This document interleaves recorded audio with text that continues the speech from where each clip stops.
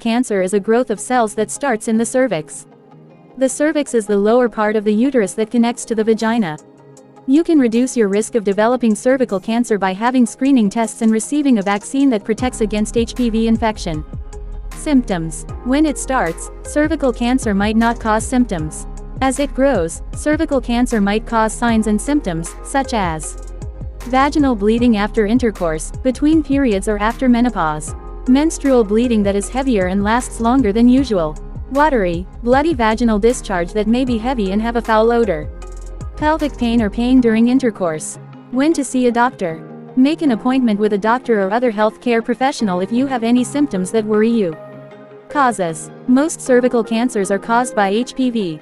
Risk factors. Risk factors for cervical cancer include 1. Smoking tobacco. 2. HPV causes most cervical cancers. 3. Increasing number of sexual partners. 4. Early sexual activity. 5. Having other sexually transmitted infections, include herpes, chlamydia, gonorrhea, syphilis and HIV/AIDS.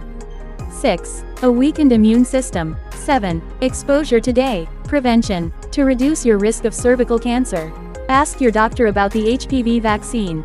Receiving a vaccination to prevent HPV infection may reduce your risk of cervical cancer and other HPV-related cancers. Have routine Pap tests. Pap tests can detect precancerous conditions of the cervix. Screening. Screening tests can help detect cervical cancer and precancerous cells that may one day develop into cervical cancer.